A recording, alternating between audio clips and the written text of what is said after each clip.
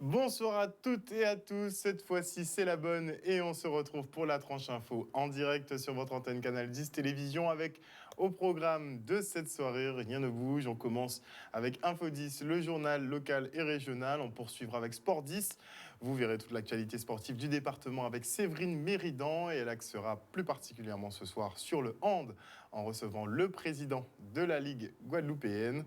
Ce sera tout de suite après la couverture pub de 19h, mais pour l'instant, place à l'actu.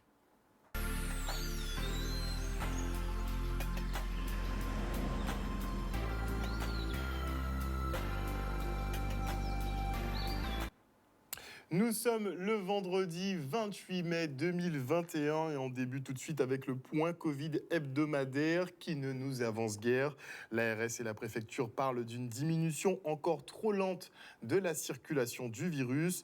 On note quand même une baisse du nombre de cas. On a la 3e semaine consécutive de baisse avec 324 positifs contre 417 la semaine dernière. Le taux de positivité baisse d'un point et passe à 6,5%. Le taux d'incidence est de 86 sur 100 000 au lieu de 110 et le facteur R est en dessous de 1 à 0,70.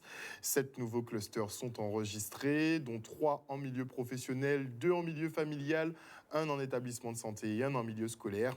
8 personnes sont admises en réanimation sur la semaine écoulée, ce qui porte à 27 le nombre de personnes en réanimation. 5 décès sont recensés quand même sur la semaine. En ce qui concerne les vaccins, 71 796 injections ont été effectuées avec un taux de couverture de 17,86%. Et en ce qui concerne les mesures de restriction que vous attendez tous, le 5 juin, nous aurons droit à la réouverture des théâtres, musées, cinémas, lieux de culture avec une jauge de 50% et le port du masque obligatoire. Les compétitions sportives en plein air pourront reprendre pour un laps de temps limité, on imagine.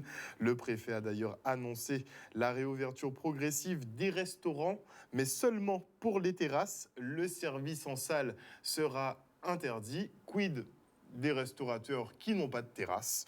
Et dans son extrême bonté, le préfet va vous permettre de rentrer plus tranquillement chez vous après le boulot, puisqu'il a décalé le début du couvre-feu de 19h à 20h.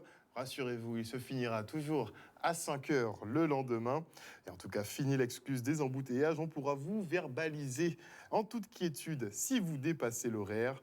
Et en ce qui concerne les salles de sport, elles resteront fermées. C'est magnifique. Le reportage.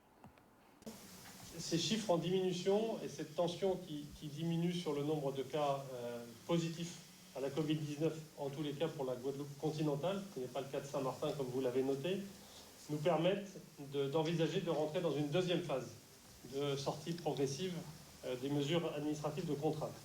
Après donc cette première phase qui avait débuté mardi dernier, juste après le week-end de la Pentecôte, nous allons entreprendre une nouvelle phase de desserrement des mesures administratives à compter de samedi 5 juin.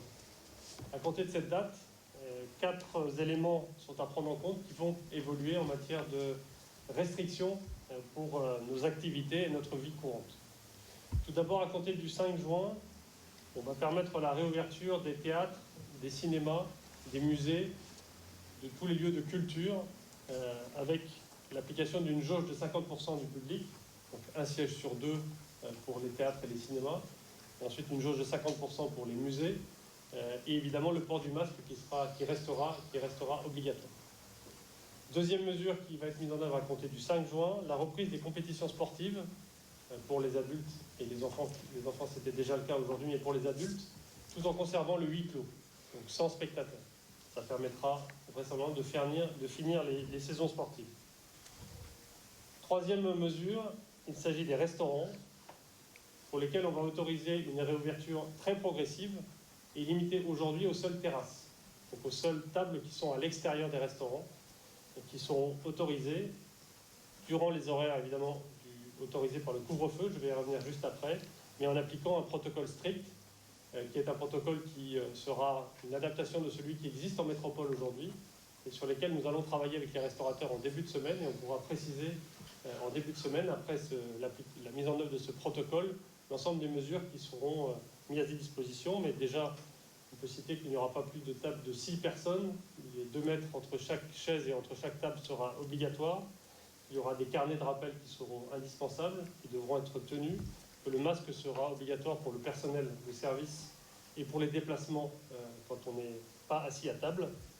Et il y aura pour les plus grands restaurants une jauge qui sera mise en place.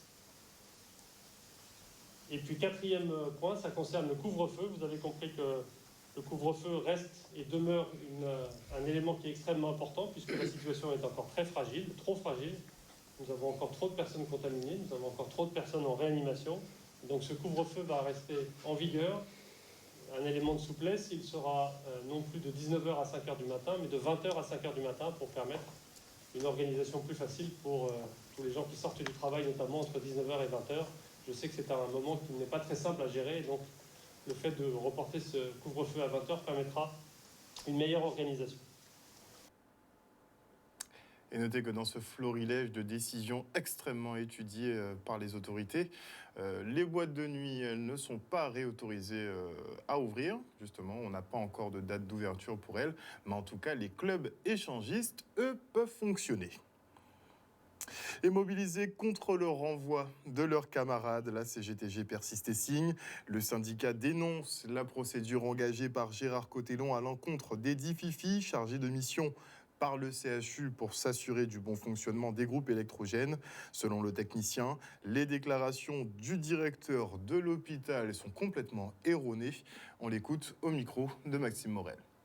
La situation est au point mort puisque le directeur du CHU n'a pas daigné nous rencontrer à ce jour. Et même moi personnellement, ce qui me préoccupe beaucoup, ce sont les accusations qui ont été portées au niveau de ma personne, à savoir qu'il a dit clairement que je prenais en otage la population et que je prenais en otage la communauté hospitalière. Mais moi j'ai envie de dire tout simplement, si je prenais en otage la population, pourquoi attendre 2021? Pourquoi attendre autant de temps pour réagir? Et pour quelqu'un qui se sentait en danger, je l'ai trouvé très serein.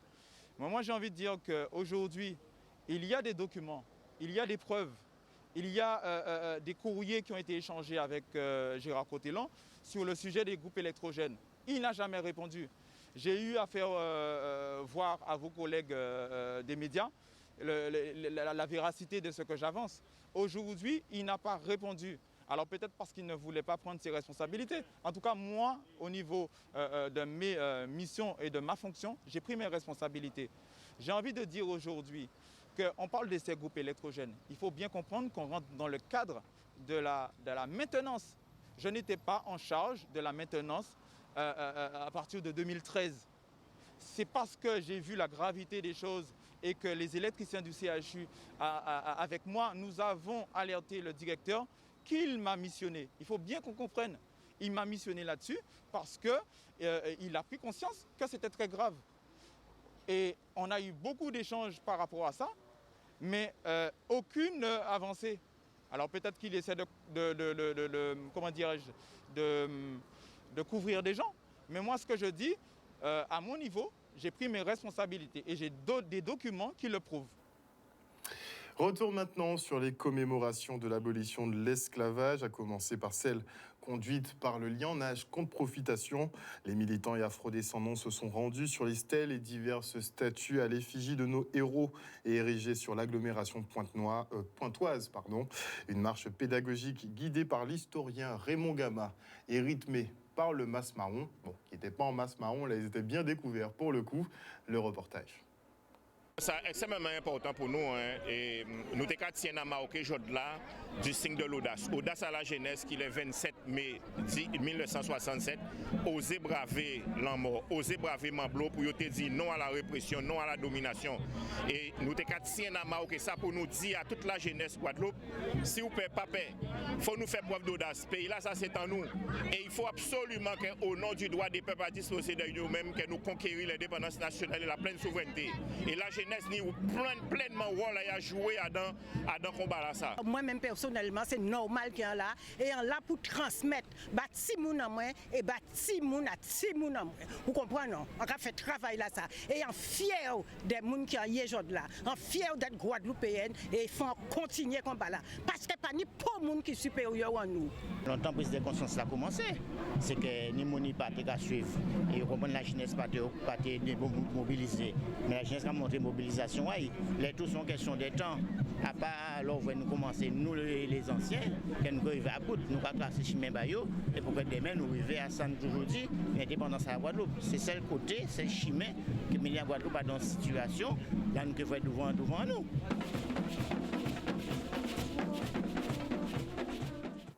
La lutte pour l'indépendance. Et on enchaîne avec la célébration du 27 mai à Petit-Bourg. Et pour l'occasion, les administrés se sont rendus sur la stèle de Delgrès et Gertrude pour rendre hommage à ces combattants de la liberté. Au programme de ce jour de mémoire, le traditionnel dépôt de gerbes, suivi d'une représentation du groupe Vitalka et de Brigitte Salbert. Le reste en images. Petit-Bourg est une ville d'histoire comme bien des villes de la Guadeloupe. Et j'ai envie de dire qu'en fait, cette histoire-là, elle a été étouffée.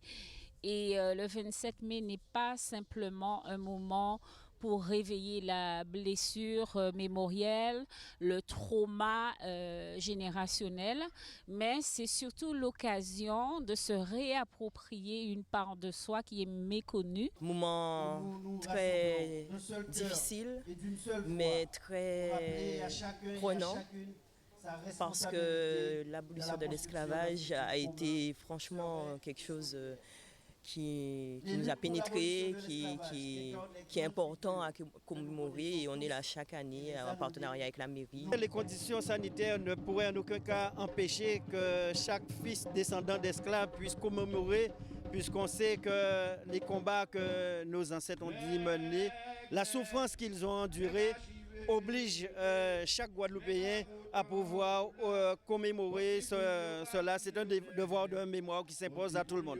C'est très important pour nous car effectivement les conditions inhumaines qui ont été produites à ce moment-là nous pénètrent, comme je viens de dire, et nous montrent effectivement que la société tient justement à rendre hommage à cette journée. Nous, chaque année, au niveau de la ville de Petit-Bourg, c'est important pour nous de célébrer Delgrès, Gertrude et aussi le Nègre Marron au niveau donc, des Mamelles où on va se rendre tout à l'heure. Et ce que j'invite à chaque Guadeloupéen à pouvoir faire ce geste, c'est très important. Autre manifestation, mais un peu controversée cette fois-ci, à savoir celle du conseil départemental qui a choisi la musique classique pour son hommage aux ancêtres s'étant battus pour briser leur chaîne. Un choix critiqué par beaucoup, mais apprécié par certains mélomanes présents au Fort Delgrès pour l'occasion. Le reportage sous la pluie de Jean-Luc Anani.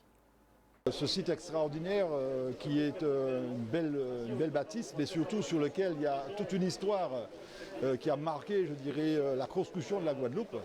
Et il est vrai que j'ai fait une proposition entre ce très beau site, ce Fort Delgrès, et la résidence, l'habitation Anglemont, où ce combat s'est terminé avec ce mot qui traverse toute l'histoire, vivre libre ou mourir. Donc j'ai proposé qu'il y ait un COQI, qu'il y ait un mémorial qui parte d'ici, du Fort Delgrès, avec un mémorial qui serait installé à Saint-Claude. Et comme ça, nous conforterions vraiment ce pan de l'histoire et ce combat pour la liberté. Ça le mérite sincèrement. Oui, je pense que si on en est là, c'est qu'il y a eu des hommes qui se sont battus pour la liberté. Il ne faut pas l'oublier, l'histoire fait partie de la construction de ce pays. Le département s'investit pleinement dans sa guadeloupéanité depuis des années et des années. Et ce 27 mai est un 27 mai très très fort, très puissant, sous cette pluie battante, cette pluie qui verse des larmes pour que la postérité n'oublie jamais le cri de Louis Delgrès, un 10 mai 1802. Et toi, postérité, verse une larme à nos malheurs et nous mourrons satisfaits. Oui, nos ancêtres meurent et sont morts satisfaits. Ce sont des jours essentiels. On est ici, c'est toute la communauté, tous les acteurs de Guadeloupe qui doivent être présents pour se souvenir, pour avoir cette mémoire vive, pour être ici au Fort Delgrès ou pour être au MACT cet après-midi, c'est extrêmement important que nous soyons tous là. Parce que nous devons nous souvenir, la mémoire est importante, il ne faut pas oublier évidemment cette traite négrière. Tous ces gens qui ont lutté pour la liberté, Delgrès mais aussi Schœlcher, qui ont lutté pour l'abolition de l'esclavage. Et puis c'est aussi connaître cette histoire, c'est pleinement pouvoir s'investir sur l'avenir et utiliser cette mémoire pour que tous ensemble nous puissions bâtir cette nation française, cette civilisation française que nous connaissons et ce vivre ensemble dans la culture guadeloupéenne. Il y a du boulot. Et on poursuit avec l'hommage de la ville de Saint-Claude à Louis Delgrès, encore une fois, et cette fois-ci sur la terre qu'il a dû quitter, à savoir Matouba, un événement légèrement perturbé par la présence du syndicat UGTG qui est mobilisé à la mairie. Le reportage de Michel Depape. La liberté n'a pas de prix et ils ont payé de leur vie. Tous les 28 mai que Dieu fait, je suis ici présente. J'étais seule. Je suis venue avec mon père seul. Ensuite, nous avons été nombreux. Ensuite, l'État même a reconnu que c'était un jour important pour la Guadeloupe. Mais qu'on reconnaisse ou qu'on ne reconnaisse pas, la postérité a gagné. Delgrès avait dit le 10 mai, dans son cri à l'innocence et au désespoir, le cri de l'innocence et du désespoir. Et trois postérités verse une larme à nos malheurs et nous mourrons satisfaits. Oui, ils sont morts satisfaits. Oui, ils ne sont pas morts pour rien.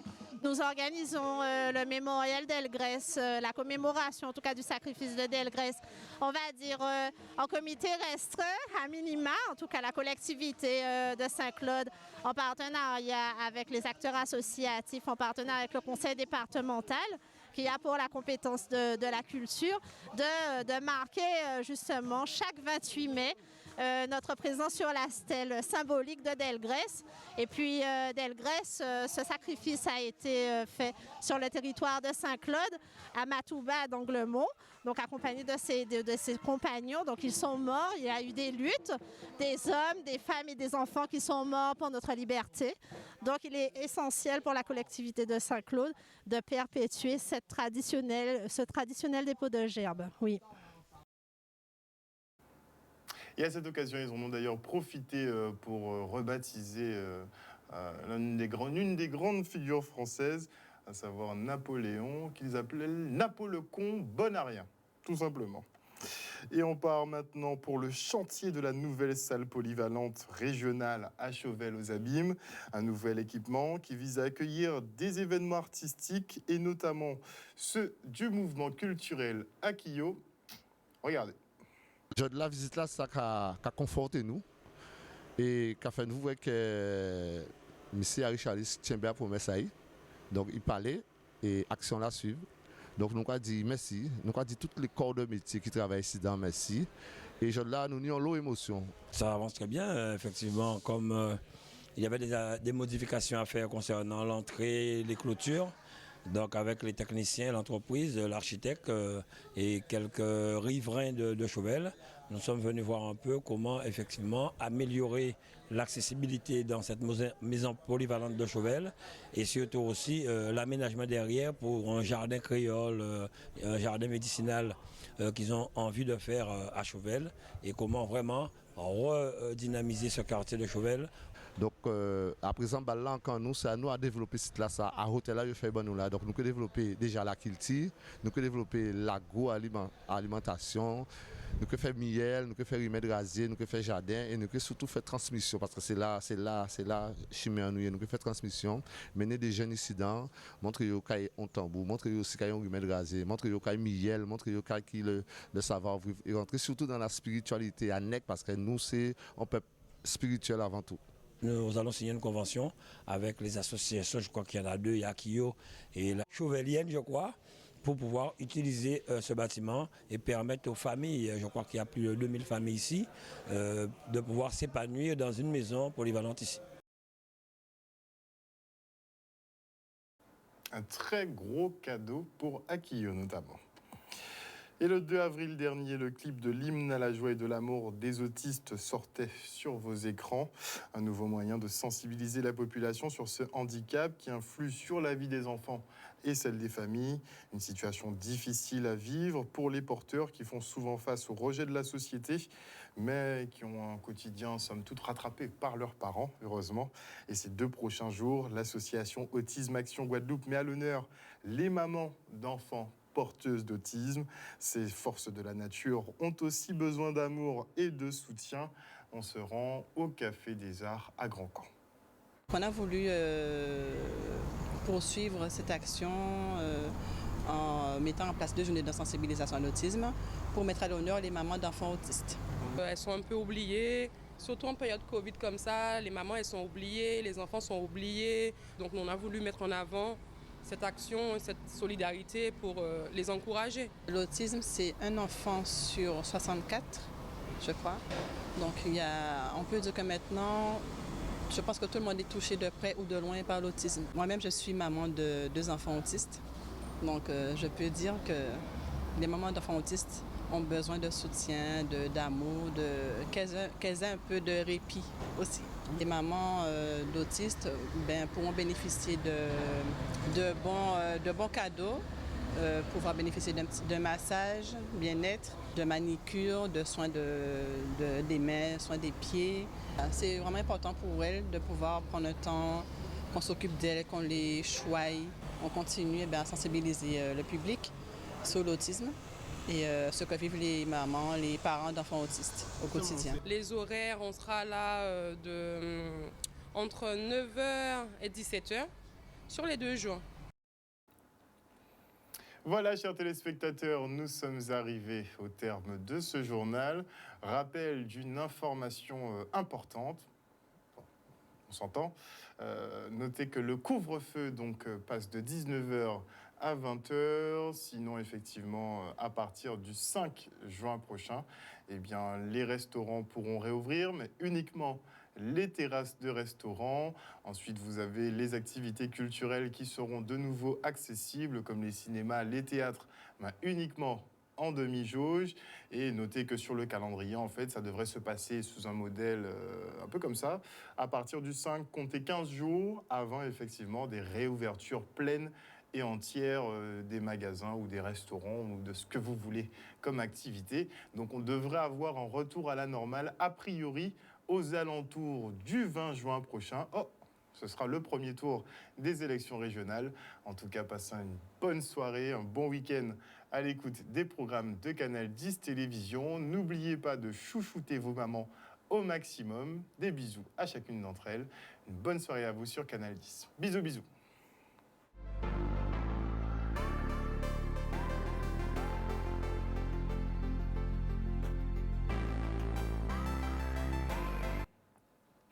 À venir dans la tranche info sur Canal 10, vous retrouverez Séverine Méridan pour Sport 10 et elle parlera de hand, notamment avec le président de la Ligue guadeloupéenne. Et avant la coupure pub, on dit bonsoir à Johanna Bon, bonsoir à Belle Maryse, bonsoir à Dominique Landry, bonsoir à Maggie Delaney, bonsoir à Odile Zingilet, bonsoir à Kitoun Cyprien, bonsoir à Claudie Giraud-Girard, bonsoir aux réfugiés politiques qui de retour. Bonsoir à qui d'autre, vous êtes dans un échange qui n'en finit pas. Bonsoir à Alain Yen, bonsoir à Guylaine, bonsoir à Thierry Sous Entretien qui n'arrête pas de m'appeler pendant que je suis en direct. En tout cas, vous retrouverez Séverine Méridan juste après la coupure pub.